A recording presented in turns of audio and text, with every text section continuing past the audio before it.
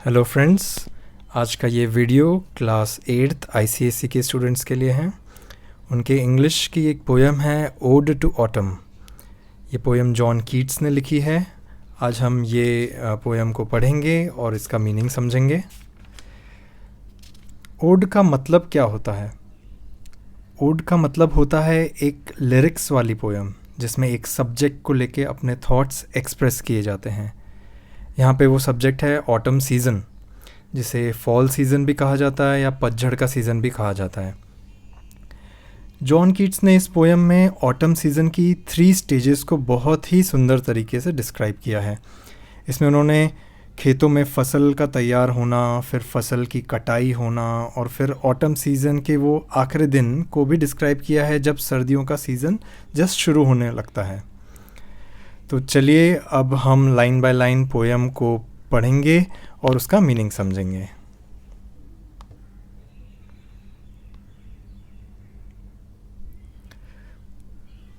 Seasons of mist and mellow fruitfulness, close bosom friend of the maturing sun।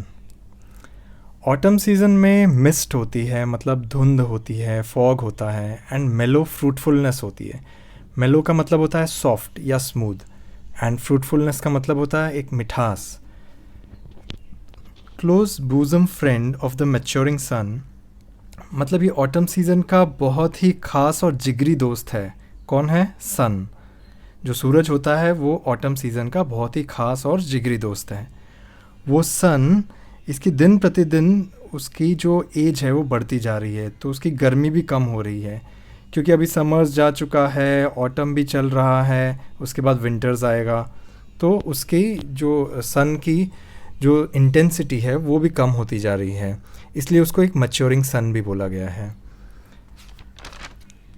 Conspiring with him how to load and bless with fruit the vines that round the thatch eaves run. Conspiring का मतलब होता है एक षड्यंत्र बनाना, एक secret plan बनाना। क्या करने के लिए? अपने खास दोस्त सन के साथ मिलके ऑटम सीज़न एक षड्यंत्र बना रहा है। वो चाहता है कि वो लताओं को, बेलों को, जो क्लाइंबर प्लांट्स होते हैं, क्रीपर प्लांट्स, उन सब को फलों से भर देना चाहता है। वाइन्स मतलब बेलें, चाहे वो ग्रेप्स की हों या पम्पकिन की हों या कोई और फ्रूट की हों। That round the thatch eaves run, मतलब वो बेलें जो घरों की, झोपड़ियों की स्लोपिंग रूफ्स जो होती हैं उन पे टंगी हुई होती है, उनको फ्रूट से भर देना चाहता है। To bend with apples the mossed cottage trees and fill all fruit with ripeness to the core.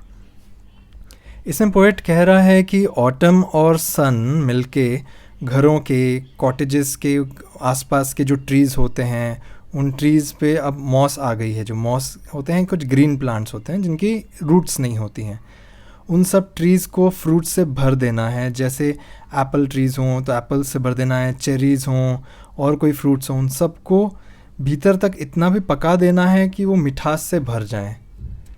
तो ये कंस्पायर कर रहे हैं ऑटम सीज़न और सन मिलकर।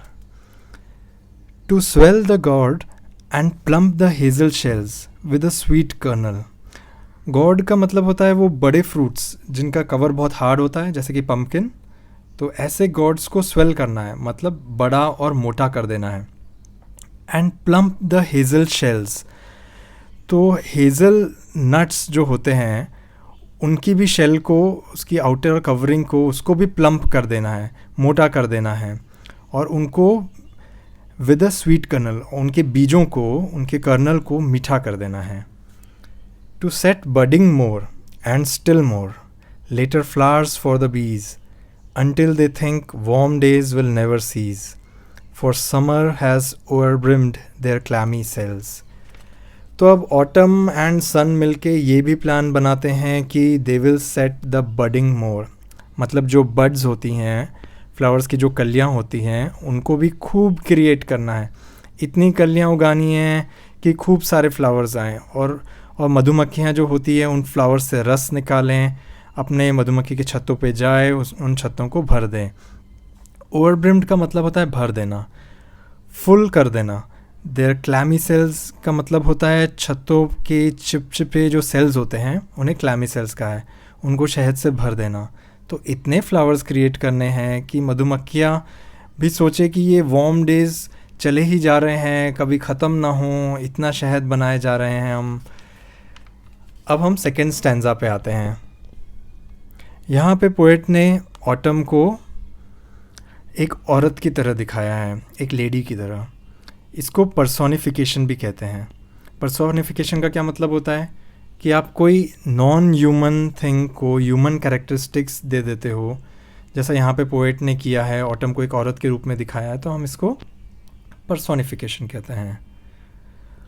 Who hath not seen the oft amid Dai store, ये कुछ ओल्ड इंग्लिश के वर्ड्स हैं। हैथ मतलब हैज़, ऑफ्ट का मतलब होता है ऑफन, दी, दाई, दाउ, ये सब यू के फॉर्म्स होते हैं, मतलब तुम, तुम्हारा, you, yours. So poet says who has not seen you often amidst your store. ये पोएट का एक रिटोरिकल क्वेश्चन है। रिटोरिकल क्वेश्चन क्या होता है? ये वो क्वेश्चन होते हैं जिसमें क्वेश्चन पूछने वाला आंसर एक्सपेक्ट नहीं करता है, बल्कि अपने ओपिनियन सामने वाले के रखता है। तो पोएट कहता है कि ऑटम, तुम्हें किसने नहीं देखा, तुम्हें तो सब लोग आराम से इतनी बार तुम्हारे ठिकानों पे देख लेते हैं। Sometimes whoever seeks abroad may find thee sitting carelessly on a granary floor, thy hair soft lifted by the winnowing wind. इसमें पोएट कहते हैं कि अगर कोई तुम्हें यानी ऑटम को बाहर भी ढूंढने जाए, यहाँ एब्रॉड का मतलब होता है कंट्री साइड, जैसे कि गांव हुआ, तो वहाँ भी तुम केयरलेसली बिना किसी चिंता के ग्रीनरी फ्लोर पे बैठे मिल जाओगी। ग्रीनरी क्या होता है? ग्रीनरी वो जगह होती है जहाँ पे काटी हुई फसल को रखा जाता है। तो ऑटम उस ग्रीनरी फ्लोर पे आराम से बैठी हुई मिल जाएगी। Thy hair soft lifted by the winnowing wind, मतलब पोएट जैसे ऑटम को एक औरत के फॉर्म में देखता है तो उस औरत के बाल हल्की हवा से उठते हुए दिखते हैं। विनोइंग क्या होता है? विनोइंग एक प्रोसेस होता है जिसमें कटी हुई फसल से कचरा हटाने के लिए हवा का यूज़ किया जाता है। तो इसी विनोइंग विंड से ऑटम के बाल थोड़े उड़ते हुए दिखाई देते हैं। और on a half reaped furrow sound asleep, drowsed with the fume of poppies, while thy hook spares the next swath and all its twined flowers.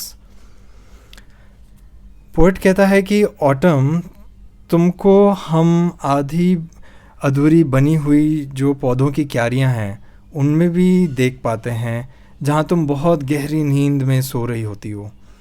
ड्राउज्ड with the fume of poppies, poppies ऐसे red flowers होते हैं जिससे drugs बनाए जाते हैं, तो उनकी smell से ही तुम्हें नशा सा आने लगता है, नींद आ जाती है। While thy hook spares the next swath and all its twined flowers, मतलब पोएट ऑटम को अपने हुक से, अपनी सी शेप्ड की जो फसल काटने का सिकल होता है, उससे स्वाथ यानी लाइन ऑफ क्रॉप्स को, उनके ट्वाइंड मतलब बंधे हुए फ्लावर्स को काटते देखता है। Okay, and sometimes like a ग्लीनर thou dost keep steady thy laden head across a brook, or by a cider press with patient look thou watchest the last oozings hours by hours. ग्लीनर उस बंदे को कहते हैं जो खेत में फसल कटने के बाद फसल को जो इकट्ठा करता है, बटोरता है, उसको ग्लीनर कहते हैं, और उस प्रोसेस को ग्लीनिंग कहते हैं। तो डोस्ट जो होता है वो again it's is an English word, it's an old English word, जिसका मतलब होता है डू। सो ब्रूक का मतलब होता है पानी की एक वो पतली सी एक सपोज एक धारा बह रही है, उसको ब्रूक कहते हैं। Cider press, it is a machine, एक मशीन होती है जो एप्पल्स को क्रश करके उससे एक अल्कोहलिक ड्रिंक बनाती है, तो उसे साइडर प्रेस कहते हैं। ठीक है। ऊजिंग्स का मतलब होता है बाहर बहना, मतलब it's just flowing out, so it's called oozings. तो इसमें ये कवि क्या कह रहा है? इसमें कवि कहता है कि ऑटम, तुमको मैं फसल इकट्ठा करके अपने सर पे रख के एक पानी की बहती हुई स्ट्रीम के पास ध्यान से चलते हुए भी देखता हूँ, और मैं तुमको एक एप्पल क्रशिंग मशीन के पास घंटों खड़े होके साइडर बनते हुए भी देख रहा हूँ। ठीक है, now where are the songs of spring. Next पे आते हैं अपन। Where are the songs of spring, I where are they? Think not of them, thou hast thy music too। Poet ने यहाँ भी एक रेटोरिकल क्वेश्चन किया है। रेटोरिकल क्वेश्चन जैसे कि मैंने बताया, उसका आंसर एक्सपेक्ट नहीं किया जा रहा है, बल्कि अपना ओपिनियन बस रखा जा रहा है। तो इसमें पोइट क्या कह रहे हैं? पोइट कह रहे हैं द स्प्रिंग सीज़न को एक टॉन्ट मार रहे हैं कि स्प्रिंग सीज़न तुम्हारे सॉन्ग्स कहाँ हैं, उसको सुनाई नहीं दे रहा है। Think not of them, thou hast thy music too। Poet कहते हैं कि स्प्रिंग्स के सॉन्ग्स को याद करने की कोई ज़रूरत नहीं है, क्योंकि ऑटम सीज़न के पास भी खुद का म्यूज़िक है। Right? While barred clouds bloom the soft dying day and touch the stubble plains with rosy hue. यहाँ पे बार्ड का एक्चुअल मीनिंग है stripes of colours, shades of colours. Dying day का मतलब है ढलता हुआ दिन। स्टबल प्लेन्स, इसका मतलब है जब हार्वेस्टिंग हो जाती है, जब फसल कट जाती है, तो जो ज़मीन में कटी हुई क्रॉप्स के जो टुकड़े रहते हैं उन्हें स्टबल कहते हैं। रोज़ी यू, इसका मतलब है गुलाबी कलर। सो पोएट कहते हैं कि ऑटम का भी अपना एक म्यूज़िक है जिसे सब सुन सकते हैं। जब दिन ढल रहा होता है और आसमान में अलग अलग शेड्स में क्लाउड दिखते हैं और स्टबल प्लेन्स पे अपना गुलाबी कलर बिखेरते हैं, उस टाइम पे आप ऑटम का म्यूज़िक भी सुन सकते हैं। Then in a wailful choir the small gnats mourn among the river shallows borne aloft, or sinking as the light wind lives or dies, and full-grown lambs loud bleat from hilly bourne, hedge crickets sing, and now with treble soft the red-breast whistles from a garden croft, and gathering swallows twitter in the skies। In lines में poet ने autumn के music को describe किया है। तो poet कहते हैं कि जब शाम होने लगती है, ठीक है, तो बहुत सारी चीज़ें दिखाई देती हैं। पहले मैं आपको कुछ डिफ़िकल्ट वर्ड्स के मीनिंग्स बता देता हूँ। वेलफुल का मतलब होता है सैड, दुख भरा। कॉयर का मतलब होता है एक साथ गाना गाना। नैट्स, ये एक 2 पंख वाले कीड़े होते हैं, मक्खियाँ होती हैं, ठीक है। सैलोज़ एक विलो ट्री होता है जो श्रब्स की तरह दिखाई देता है। लैम्प्स आपको पता ही होगा, भेड़ कहते हैं। ब्लीट्स, जो भेड़ों की आवाज़ होती है, मिमियाना, उसे ब्लीट कहते हैं। हिलीबोर्न, इसका मतलब होता है हिल पे एक वो जो पानी की एक स्ट्रीम बह रही होती है, उसे हिलीबोर्न कहते हैं। हेज क्रिकेट्स मतलब हिंदी में झिंगूर। रेड ब्रेस्ट, ये एक बर्ड होती है। गार्डन क्रॉफ्ट, इसका मतलब एक किचन गार्डन होता है। स्वेलोज़, ये भी बर्ड्स होती हैं जो कि माइग्रेटिंग बर्ड्स होती हैं, जो एक ग्रुप में आती हैं। ट्विटर, ये वो बर्ड्स की एक आवाज़, जो एक साथ जब बर्ड्स आवाज़ करती हैं तो जो शोर होता है उसको ट्विटर कहते हैं। तो पोएट कहते हैं कि जब शाम होने लगती है तब एक सैड आवाज़ में जो ये नैट्स होते हैं, जो कि 2 पंख वाले कीड़े होते हैं, वो शोर करने लगते हैं। ये नैट्स पानी पे तैरते दिखते हैं, कभी हवा से पानी में डूब भी जाते हैं। बड़ी जो भेड़ें होती हैं वो मिमियाने लगती हैं, उनका भी आवाज़ आती है। जो झिंगूर होते हैं वो भी गाना गाने लगते हैं, राइट। फिर जो बर्ड होती है, रेड ब्रेस्ट बर्ड, वो भी किचन गार्डन में आवाज़ करती है मानो कि वो सीटी बजा रही हो।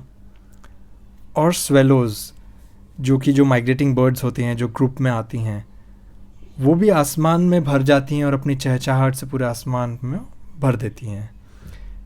तो ये एक बहुत ही सुंदर तरीके से जॉन कीट्स ने ये पोएम लिखी है ऑटम सीज़न के बारे में।